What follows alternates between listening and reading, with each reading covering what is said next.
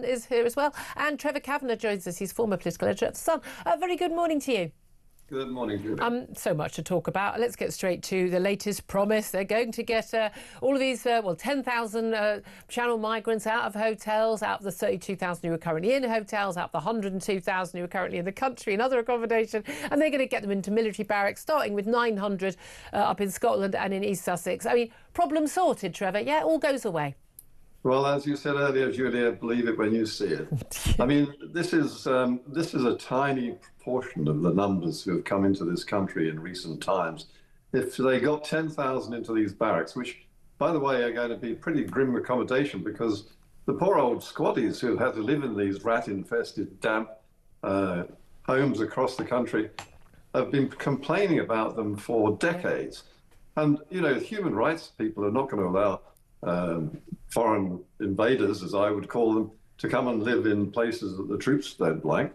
So, I mean, look, this isn't going to work. It's not going to solve the problem. No. They shouldn't be coming, and that's that. And this is the thing. We were discussing with Tom Sater a bit earlier. Labour, and I think the Tories, to a large extent as well, at least they paid lip service pretending to care. But the Labour Party, I mean, you've known a lot of these people for years. I mean, when you were political, you'd have known some of these people as just, little lowly, bag carriers, and now they're in the cabinet. That they genuinely don't really think that this mass invasion, as you say, of young, military-aged men on our shores, undocumented from far-flung lands with very different cultures, they don't actually really think it's a problem. They think the problem is us talking about it. Yes, they think the problem is with the vast and overwhelming majority of the British people who stupidly elected them.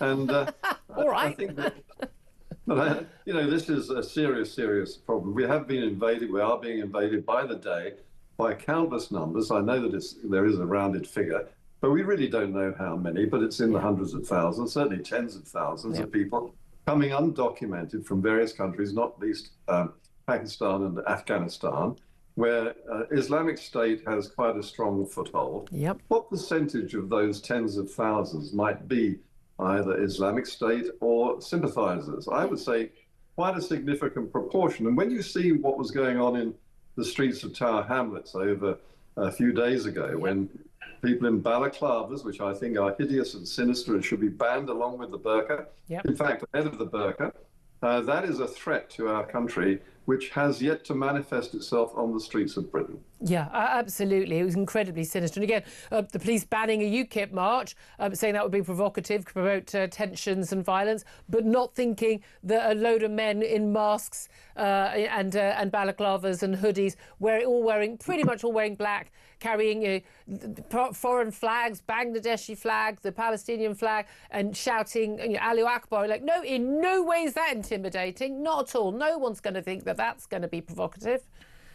No, and we keep prefacing every remark that we make about this problem by saying most Muslims are decent, law-abiding people, which is true.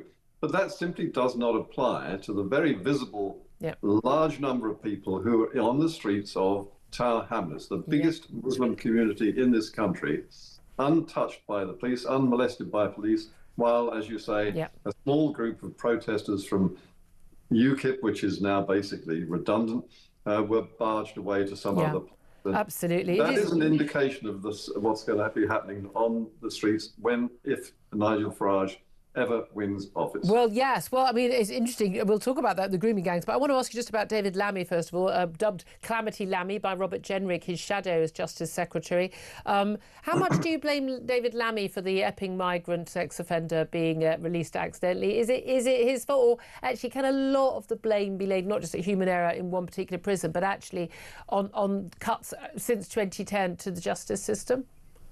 Yes, the justice system has been the poor relation of government spending in the public sector for decades, and it's been it's always the one that can absorb the latest cut to probation service, to court hearings, to the whole process from arrest to trial has been cut to the bone. And Chris Grayling deserves a great deal of blame for that, a Tory cabinet minister. Although he would have been doing the bidding of George Osborne, who was then Chancellor. Well, George Osborne too, but you can include him in almost everything that's gone wrong with the last 15 years of Tory government. So, yes, it's a lot of people's fault, but the simple fact is that not only have the Tories got a lot to answer for, So has Labour, which had 14 years to prepare for this, knowing full well what the problem was. Yeah. And they haven't. I mean, Lammy is not just an incompetent buffoon. He doesn't really care. I mean, yeah, I don't think many people would disagree with that, probably within his own party as well. Talking about things that people don't really care about, it turns out, grooming gangs. We had that press conference from Nigel Farage alongside one of the grooming gang survivors, Eliane Reynolds, who has quit the grooming gangs inquiry sort of board or liaison panel among, five who've endorsed the government and Jess Phillips, the Home Office Minister, and 5 who've left. Everyone's of the view that this grooming gangs inquiry is literally collapsing. What do you make of Nigel Farage's plan to effectively try and have parliamentary investigation and do it quickly and get to the bottom of things? Do you think that's going to be a go at all? Is it a good idea but it won't work because Nigel Farage has suggested it? Well, I think that is true. Nothing is going to happen under this government that's of any value whatsoever. We'll probably spend a lot of time and a lot of money doing very little to solve the problem of those rape gangs. I don't think we should be calling them grooming gangs. Grooming is making people look nice. Well, no, there's actually quite a lot of survivors say specifically they do want to still use that term so people know what we're talking about. That's one of the reasons why I still use it. Fair enough. Yeah. If that's what they want, then that's fine by me. But they are rape gangs, and these innocent young girls, I mean, they weren't even in a position to have any idea of what original sin is. They're in their teens, many of them 11 years old. Yeah. It's a shocking story as soon as you start to pick at the surface of it. I mean, indeed, and everyone's saying, including Nigel Farage, that London is probably, the last great grooming scandal to be uncovered. I mean, it's utterly bizarre for Sadiq Khan, the London mayor, also Police and Crime Commissioner for our capital city, that we've had it in 50. It's been, identified in some 50 towns and cities across the country, but uniquely London, with 9 million people, never happened. No, I think Sadiq Khan exceeds even Sir Keir Starmer as the most useless political leader in the country. Not only useless in the case of Khan, but somewhat sinister in the sense that he takes no account whatsoever of real evidence that, in fact, London, along with those northern cities, is one of the key bases for the operations of these rape or grooming gangs, whatever you want to call them. Yeah. And it remains. It's not just in the past. This is going on today in London and elsewhere. This thing, people talk about it as if it's like a scandal at a hospital that happened 20 years ago. It's happening right now, 2 girls right now, and nothing is being done. Just finally, what do you make of Nigel Farage's announcement about the civil service reform? Well, I suppose Danny Kruger, who is one of his MPs who's come over from the Conservative side, about civil service reform and talking about when, not if, Nigel Farage is Prime Minister, the need to sort of take on, effectively, the blob. I mean, we've seen Labour thinking, oh, we'll be fine because they'll be on our side. They can't get anything done either. Well, frankly, I think that this is one of the mountains that any future government that wants a decent, well-run Britain has to climb. And I think that Nigel Farage has probably the right motivation. Whether he will get anywhere with this, I don't know. They're so entrenched and widespread. They've got tentacles everywhere. They spread right through the Quangos, the charities, Whitehall, the local authorities, the police, and everywhere else. I don't know how, and also in the classroom.